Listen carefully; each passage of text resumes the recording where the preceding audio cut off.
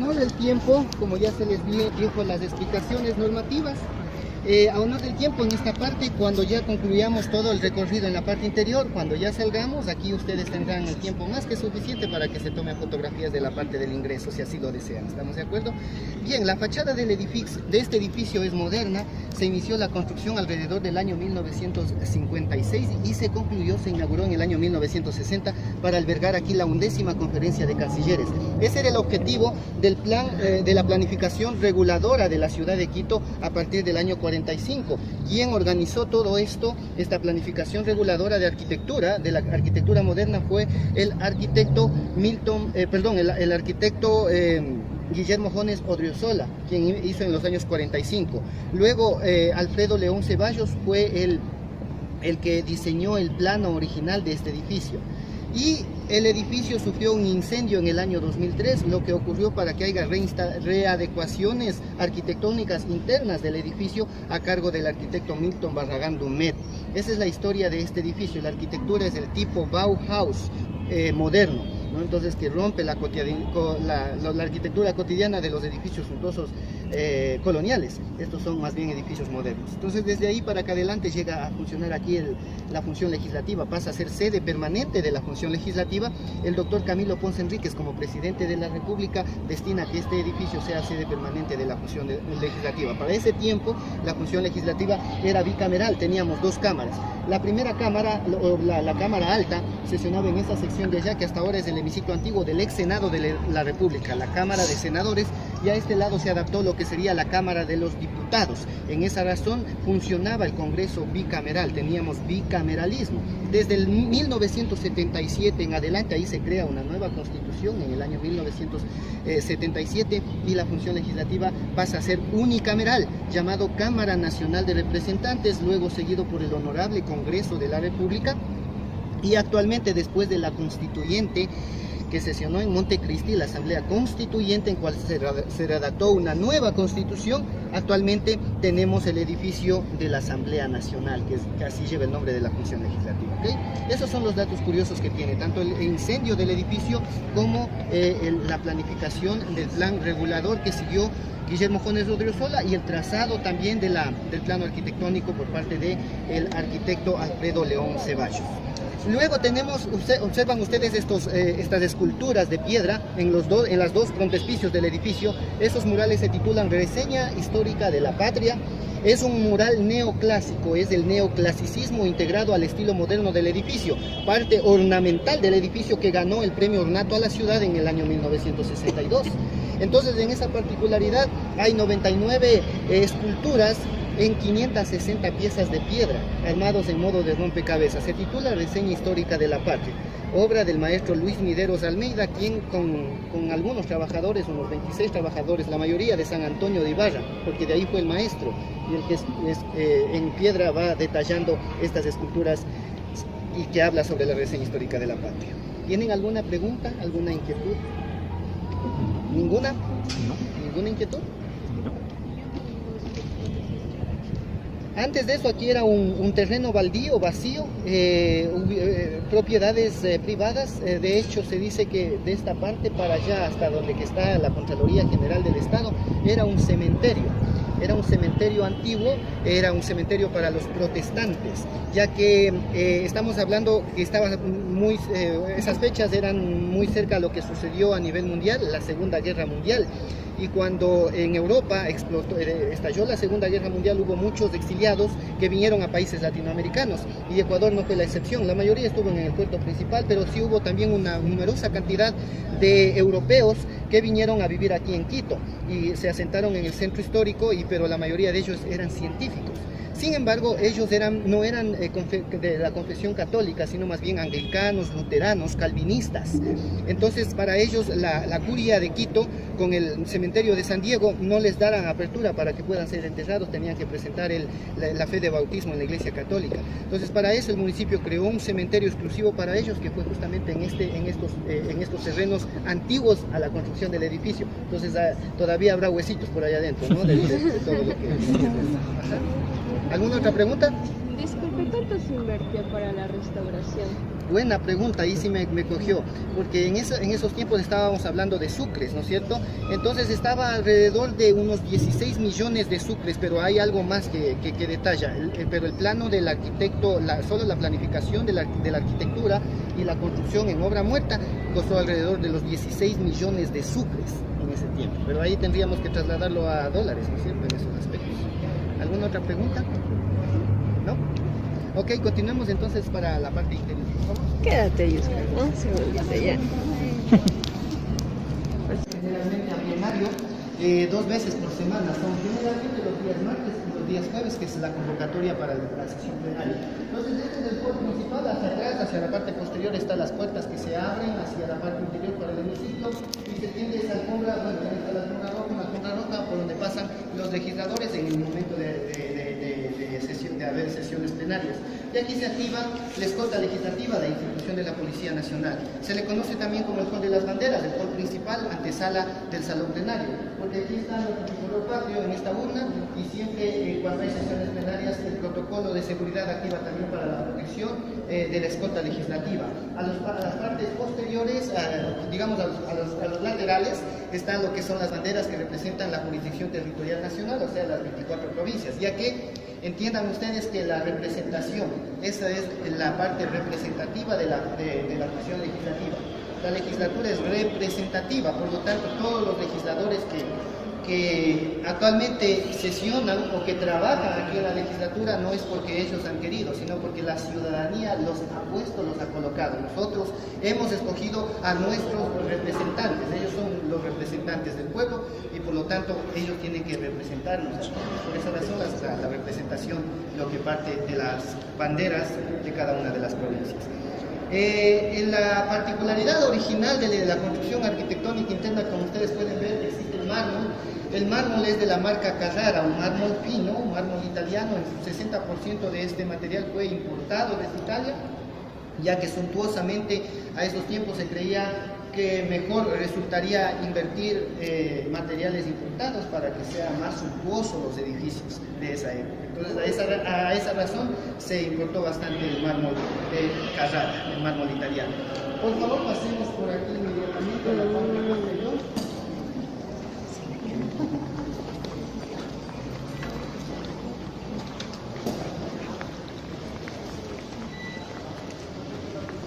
Muy bien, aquí tienen ustedes el hall ya de antesala al acceso.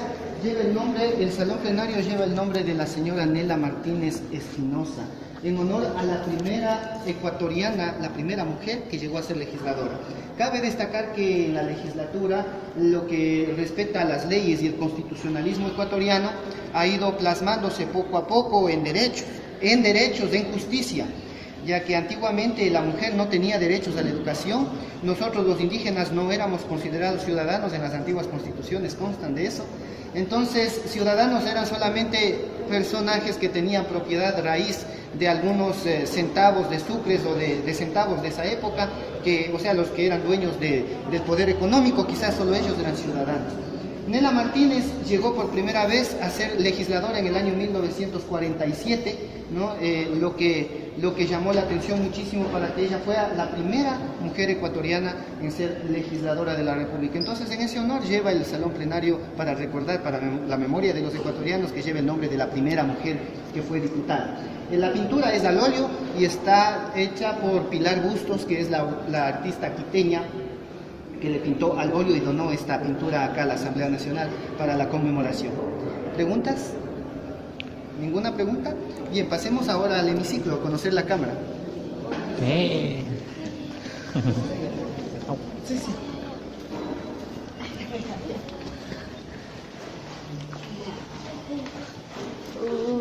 Solo revisando las noticias, ¿no? De esa mirada es verdad. Eso es grave. tomen foto. Chicos, tengan la verdad, por favor, sigan aquí. 1, 2, 3, 4, 5, 6, 7, 8, 9. A la número 9, al fondo, usted a la 8, usted a la 7, a la 6, contando desde aquí, en la número 5, en la número 3. Usted se sienta en la segunda silla. Usted aquí en la primera con el...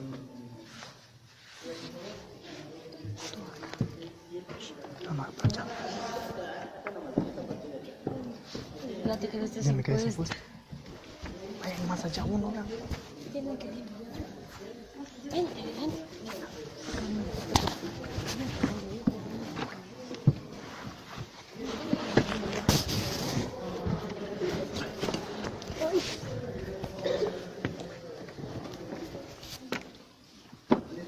Para que les pasen ahí el registro de verificación. Bien, por favor tomen asiento. Les pido de favor que no vayan a manipular ninguna parte de los micrófonos ni de los teclados que son de los asambleístas. Este es el salón plenario de sesiones. Aquí se reúnen los legisladores. En total son 137 legisladoras y legisladores que conforman el pleno de la Asamblea Nacional, de la Asamblea Legislativa. 15 legisladores son escogidos a nivel nacional por votación popular democrática. Como les decía, nosotros la ciudadanía les escogemos para ubicarles acá en los curules. 15 son a nivel nacional, 116 por las provincias y 6 legisladores del extranjero. Entonces, total se hacen 137 legisladoras y legisladores. Están distribuidos aquí en las bancadas políticas, que son los curules. Y las bancadas comprenden lo que es la representación parlamentaria de acuerdo al partido o movimiento político que haya adquirido un curul al legislativo. En ese caso, en el inicio del periodo legislativo actual del 2016, hubo una bancada que tuvo mayoría, que es la bancada del movimiento a nivel nacional Alianza País, más movimientos o partidos políticos aliados al movimiento Alianza País que ocupan esta sección de aquí. Sin embargo, ahora ya no es mayoría porque este movimiento político tuvo resquebrajamiento interno, podríamos decirlo así, que hubo desafiliaciones por parte de legisladores que comprendían esta bancada y ahora formaron otra nueva bancada que es la bancada de la Revolución Ciudadana. Sin embargo, están mezclados aquí tanto Alianza País como la Revolución Ciudadana. Allá, esta sección de acá, todo esto comprende a la segunda bancada en número, que comprende los asambleístas del movimiento político Creando Oportunidades, CREO, y que en su momento se integraba también con algunos legisladores de aquí que son de Suma. Entonces eran la alianza CREO-Suma. Sin embargo, también se rompió la alianza, ahora CREO es CREO y Suma aparte. Luego aquí tenemos la tercera bancada en esta sección, que es la bancada del partido político, que tiene quizás más trayectoria política antigua, que sobrevive hasta la actualidad, que es el Partido Político Social Cristiano. El Partido Social Cristiano es el que representa la tercera fuerza política aquí dentro del legislativo. Y la cuarta fuerza política es la bancada de la Integración Nacional, que se denomina la bancada del BIN, Bancada de Integración Nacional, ya que ahí se han integrado varios movimientos y partidos políticos, como es el caso de Pachacuti con 4 legisladores, Sociedad Patriótica 3 legisladores, Izquierda Democrática 3 legisladores, Fuerza Ecuador 1 legisladora y 4 movimientos locales llamados independientes. ¿Por qué razón? Porque para formar bancada tienen que ser por lo mínimo 15 legisladores que puedan formar bancada. Si un legislador que tiene 3 o 4 legisladores no podría formar bancada, entonces tiene que agruparse, si es que así lo desea, obviamente, para formar una bancada, para que tenga fuerza política respecto a los temas, más que todo políticos, de legislación. En la legislación siempre hay esta particularidad de contradicciones. Es ese el proceso. Sin embargo, tras las contradicciones políticas tiene que llegar al consenso a través de el debate y la aprobación de una ley que vaya en vías pues de beneficio de un pueblo o de un conglomerado social. Ese es el concepto que tiene parlamentarismo. Parlamentarismo es debates de ideas para llegar a consensos en bien de un conglomerado. Simplemente es eso. Y es eso lo que se debate aquí. Y aquí al frente tenemos la tribuna de autoridades denominadas el CAL, por sus siglas Consejo Administrativo de la Legislatura, que está integrado por la economista Elizabeth Cabezas Guerrero. En esta parte central se ubica el curul de ella, de la presidenta de la Asamblea Nacional. La parte derecha, este curul corresponde a la primera vicepresidenta de la Asamblea Nacional. La primera vicepresidenta es la asambleísta Viviana Bonilla de Guayaquil. Y este curul de aquí pertenece al segundo vicepresidente, que es el asambleísta Carlos Berman. El segundo vicepresidente es de Manabí. Luego tenemos las 4 vocalías de estos curules que para que integran el CAL, 4 vocales: Soledad Buendier Doiza de Quito, Verónica Arias Fernández de Loja, Luis Fernando Torres de Ambato y Patricio Donoso de aquí de Quito, pero que es representante a nivel nacional. Entonces ellos son los que ocupan las vocalías del CAL. Y este estrado de aquí es para Secretaría General y la Prosecretaría. La señora secretaria y el señor prosecretario son los dos únicos entes que no son legisladores. Sin embargo, tienen a su cargo pues la abogacía en derecho, o sea, son profesionales en derecho, y mucho mejor si tienen algún masterado en derecho constitucional, porque ellos llevan todo lo que es las sesiones y también las actas de debates. Este es el podium de los discursos presidenciales. Desde el retorno a la democracia, aquí ya dio el discurso el primer presidente del retorno a la democracia, estoy hablando desde los años 80, que fue el presidente Jaime Roldós Aguilera. Y luego han venido aquí se hacen las ceremonias siempre del cambio de mando cuando hay un nuevo presidente. Ahora bien, pasamos a explicarles este imponente mural del maestro Osvaldo Guayasamín. El mural de Guayasamín está compuesto de 23 cuadros que están hechos con una técnica súper especial, es la técnica del acrílico mezclado con el polvo de mármol. Esa es la técnica que tiene estos murales.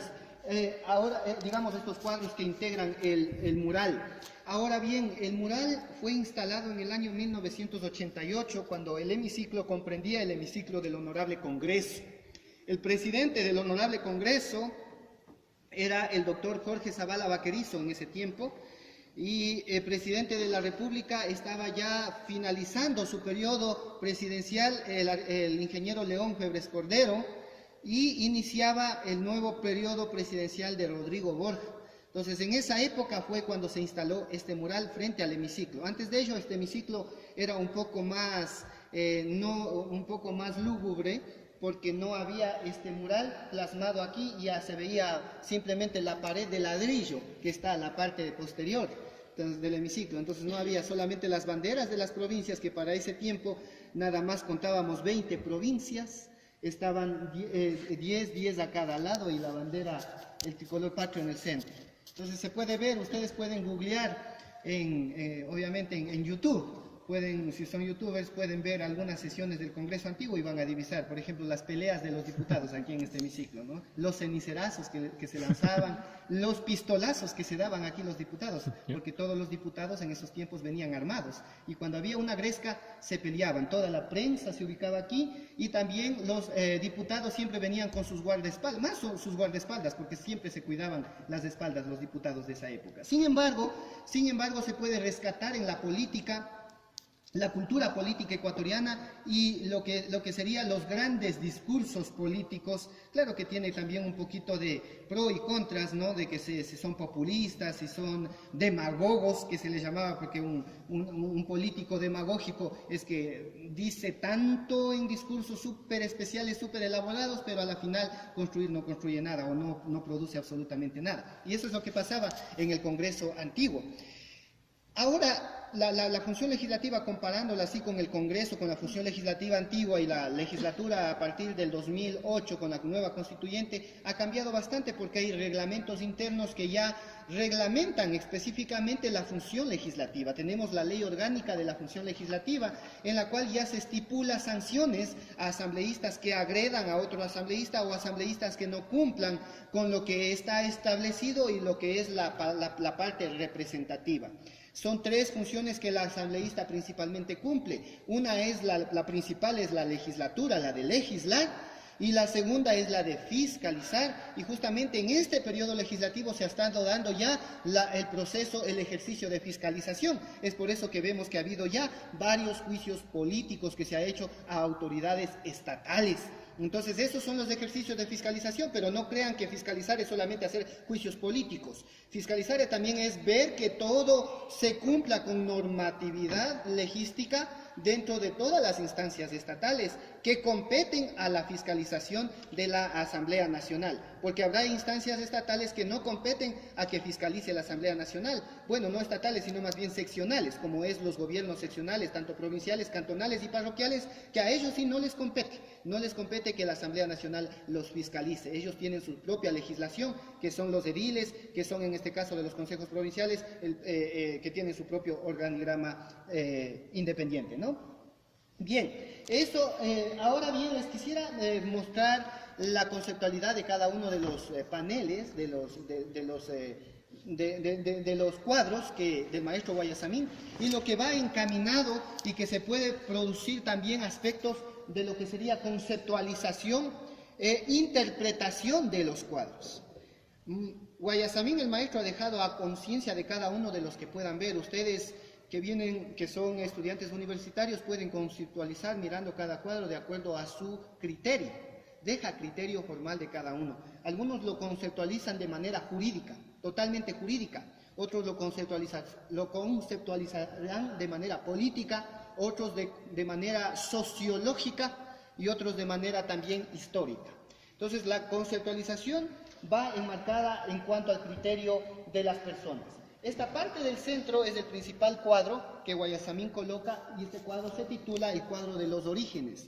La parte de las manos hacia arriba significan la parte espiritual del ser humano, y las manos están rozando este círculo negro que significa el todo y la nada, y hacia el centro del círculo negro están dos elementos. La parte redonda es la luna y el cuadrado el sol, lo cual hace una dualidad. Producto de ello nacen 8 triángulos que representan también los 8 puntos cardinales, las 8 deidades tutelares dentro de la cosmovisión de los pueblos y nacionalidades. Y más se puede apreciar con los antiguos pastos o los actuales Awá. La nacionalidad Awá, que está al norte de nuestro país, justamente tiene la conceptualización dual del sol y la luna dentro del sistema selvático que ellos viven en este reducto que todavía es selva, donde que lamentablemente ahorita están pasando estos peligros tan graves para nuestro país, ¿no?, de inseguridad. Bien, por eso se titula Los orígenes de la patria.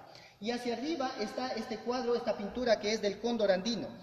La particularidad del cóndor son los colores del rojo y el azul, que son integrados como madre de los colores para los pintores. Si ustedes tienen algún conocido pintor, diga, ¿de dónde se puede sacar contextos de colores con más facilidad? Son con tonalidades de rojo y azul.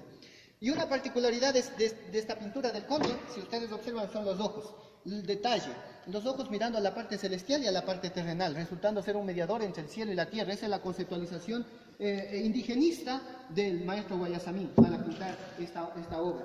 Luego podemos observar hacia acá esta parte izquierda del mural, izquierda de parte de ustedes, bajo la frase que dice, un día resucitará la patria. Y ahí podemos apreciar este cuadro superior izquierdo que le titula El pueblo aborigen, el pueblo indígena.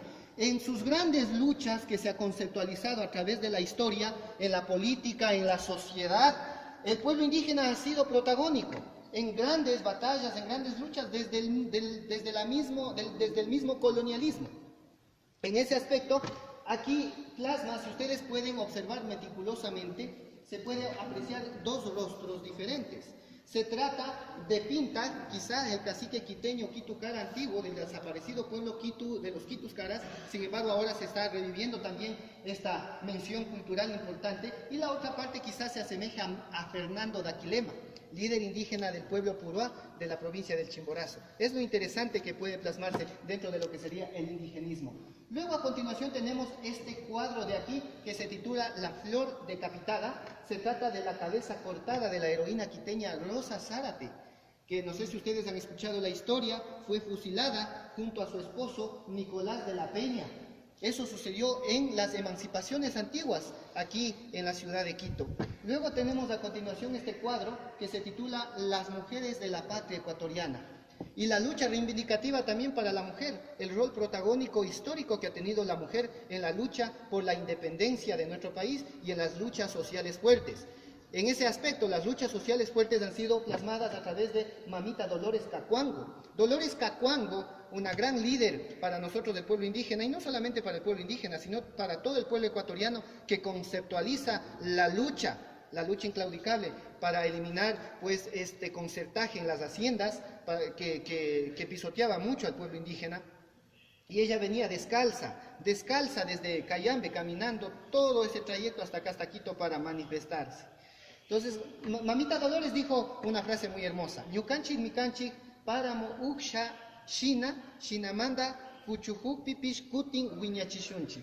Una frase que está traducida acá, si ustedes no la entendieron, porque lamentablemente los ecuatorianos no nos entendemos, en todo aspecto no nos entendemos, lingüístico, político, peor con las redes sociales actuales, pues. Nada no nos entendemos, solamente estamos en conflicto. Lamentablemente, el chip de los ecuatorianos es así. Pero dice, somos como la paja del páramo, que se la arranca y vuelve a crecer. Y la frase concluyó diciendo, de esa paja poblaremos el mundo en esos aspectos importantísimos, ¿no? Bien, volviendo al cuadro de las mujeres de la patria, a continuación, después de Mamita Dolores, está la insepulta de Paita, o se le conoce también como la libertadora del Libertador. Ustedes saben distinguirlo, ¿no es cierto? Manuelita Sáenz. Hay que leer el poema La Insepulta, que escribió Pablo Neruda, el poeta chileno. Luego tenemos a Manuelita Cañizares, también la heroína quiteña que prestaba su casa y les decía cobardes a los héroes, ¿no? Porque hombres cobardes, ¿no es cierto? Ella, siendo mujer, les decía hombres cobardes. ¿Por qué? Porque claro, obviamente, para estar en estas situaciones de si entro o no entro, porque el peligro de ser fusilados, pues por las tropas realistas, estar en oposición al rey. Bien, aquí tenemos 3 cuadros que ustedes observan. Este cuadro de aquí es el detalle del proletariado, esta es la pobreza y esta es las víctimas inocentes. Se trata de 3 figuras que representan la particularidad de la realidad social. La cruda realidad social, la pobreza, el trabajador asalariado que sufre por un jornal y un mísero jornal muchas veces. Y quizás podamos decir que hasta la actualidad hay muchos obreros que trabajan por míseros jornales. Y las víctimas inocentes, niños que no tienen hogar, que duermen en las calles. Esa es la realidad social que no podemos tapar, y que tampoco debemos tolerarlo.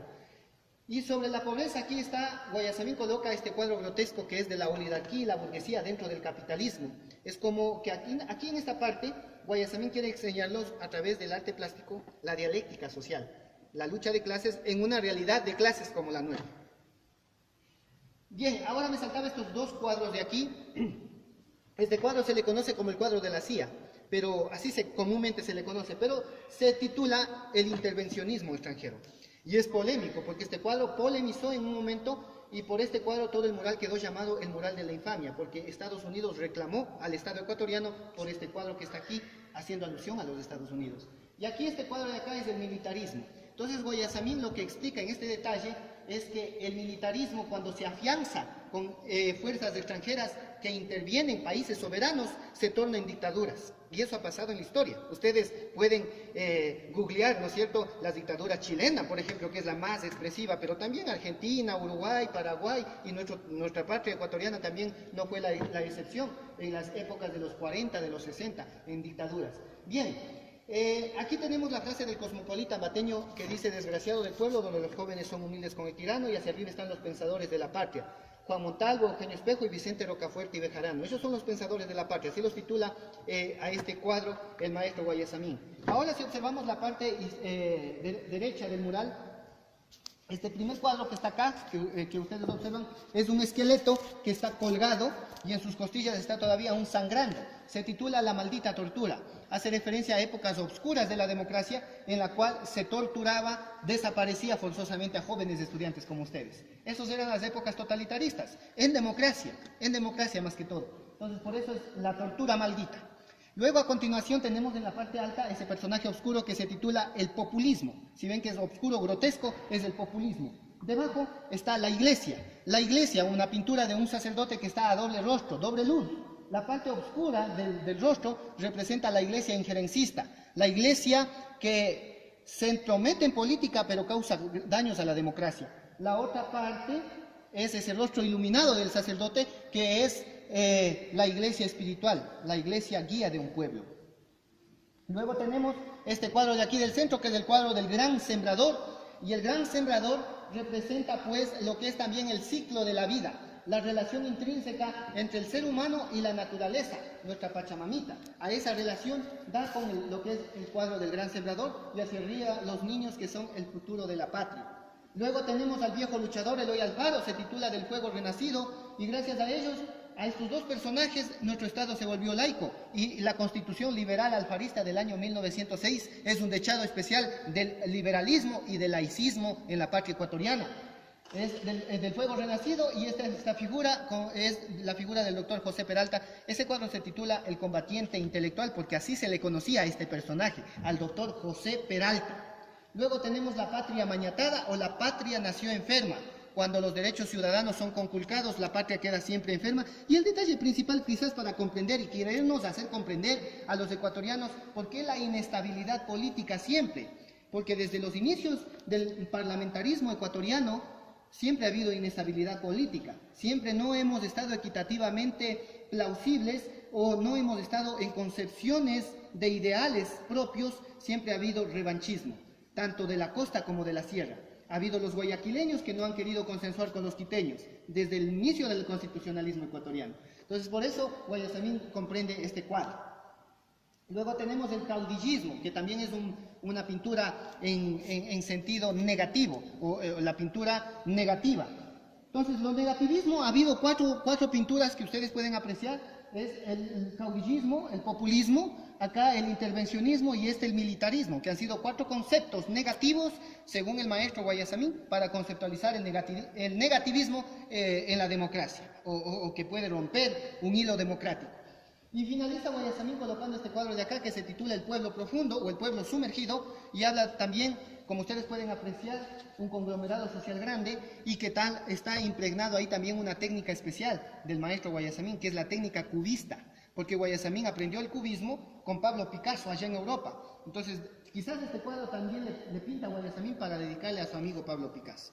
Esa es la lectura que se le da a todo este mural de los 23 cuadros del maestro Osvaldo Guayasamín.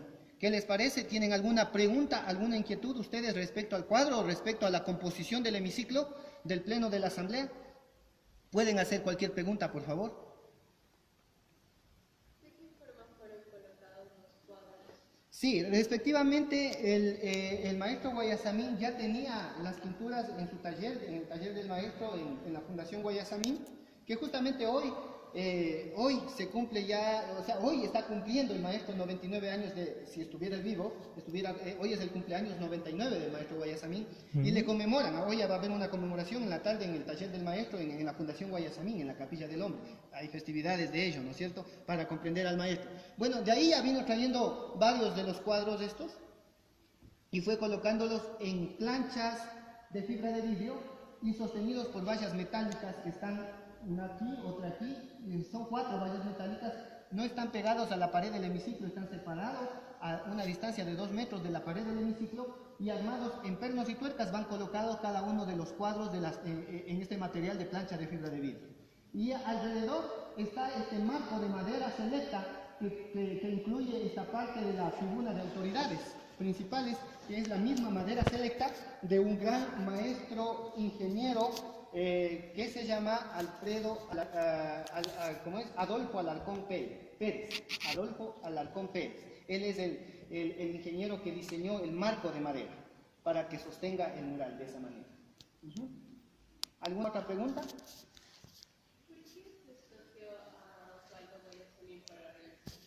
Porque el presidente del Congreso, el doctor Jorge Zavala Vaquerizo, y un grupo de parlamentarios, diputados, que tenían es interesante porque en el gobierno de derecha de León Febres Cordero, justamente ellos, pero acá en el Congreso estaban inclinados más a la izquierda y eran amigos de Guayasamín. Y es por eso que ellos dicen, impregnemos un modelo aquí que pueda poner, y dicen, no, pues Guayasamín el maestro, porque estaba en auge importante, ya que Guayasamín venía de ser condecorado como un gran artista en el extranjero. De hecho, dejó un mural antes de colocado en el Aeropuerto Internacional de Barajas, en España. Y también colocó un mural en Alemania. Entonces, imagínense, si allá tiene murales, ¿por qué no aquí en un lugar emblemático que es el Congreso Nacional?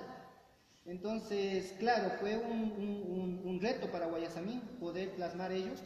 Sin embargo, déjenme decirles que es único esta belleza que tiene aquí el hemiciclo de sesiones. Ustedes pueden ir a cualquier país, ingresar a cualquier función legislativa de cualquier país, solamente son hemiciclos, o al menos habrá unos pequeños cuadros, un retrato, como es en el caso del Congreso del Perú, que hay solamente retratos de Simón Bolívar, de Micaela Bastidas, de Tupac Amaru.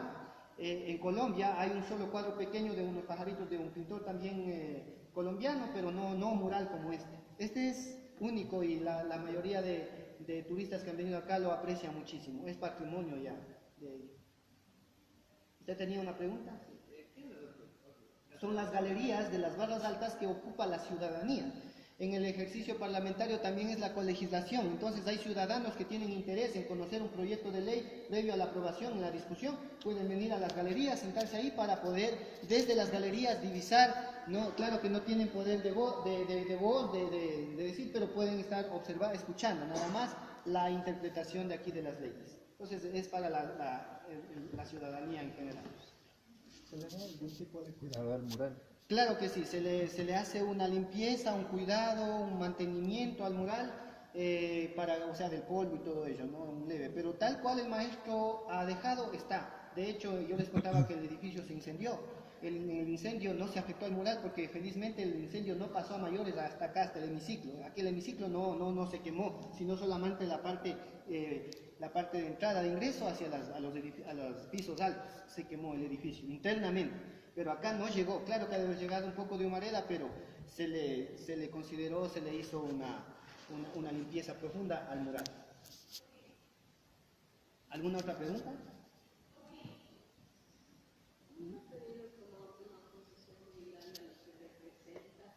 Siempre, en todo momento, dentro de la conceptualidad política y en lo que es democracia, siempre ha habido, como les digo, lo polémico del maestro Guayasamín, que Guayasamín siempre tenía la inclinación de izquierda, totalmente de izquierda. Entonces, para muchos representantes también políticos, grandes políticos de derecha, quizás no les cae bien la conceptualización del mural, quizás no vayan en consonancia con esa idea, y siempre ha habido polémicas y reclamos. Sin embargo, no se puede topar ahora ya el mural porque es por el mismo hecho de ser considerado patrimonio. Pero antes de ser considerado patrimonio, hubo alguien que lo quiso quitar. Claro, siempre ha habido varios proyectos que querían quitarlo, que querían removerlo, por ejemplo, querían pasarlo a la parte exterior y podría haberse afectado con la premura del tiempo. Otros que quizá querían quitarlo, que no iba bien, en consonancia para nada.